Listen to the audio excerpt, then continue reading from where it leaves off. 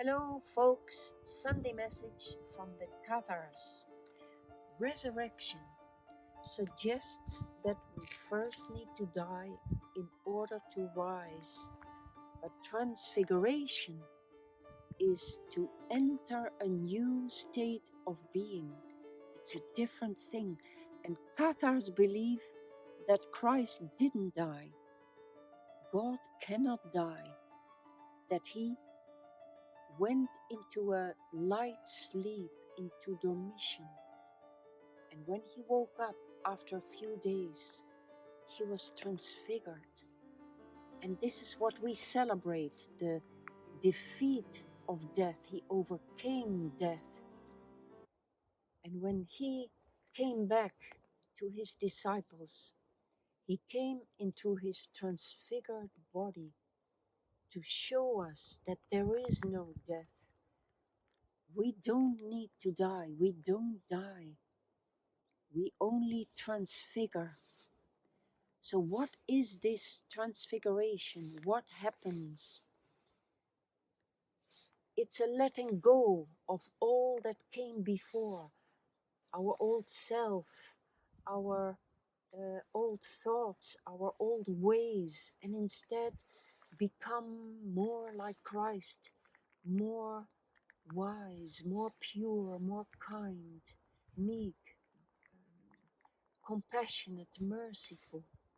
Christ used his meekness, his wisdom that came from above to confront anger, judgment of the Pharisees. For instance, the story of the woman who was accused of adultery, and the crowd came to him and said, "This woman is an adulteress, she should be stoned." And Christ didn't say anything for a while. And then he said, "Let him who is without sin throw the first stone."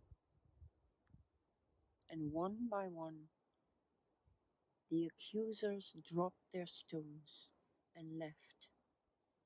And this shows us that without using aggression, he stopped the anger of the crowd. He stopped the judgment. And he used wisdom. Of course, this wisdom is the high wisdom from above, not the earthly wisdom.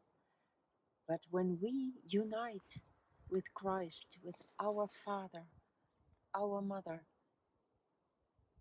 this wisdom will speak to us, will come to us. Christ taught about a different God, a Father, the Father of pure love, the loving Father who could never send his Son to death to be sacrificed. How could it make sense? No, Christ came voluntarily out of love, out of heavenly love, to bring to humanity, to bring this love to us. A kind Father, kind God doesn't need sacrifice. For instance, the parable of the prodigal son, the father goes out to meet the son who comes back from his dark world. The father forgives before he even meets his son, and the son sees through the love of the father, his father, he sees the grief he has caused by his life, and his heart repents. And so no sacrifice is needed. Just the Father, our Father forgives. Our Father is only love. There's nothing but love in him. And this is the true message of Christ.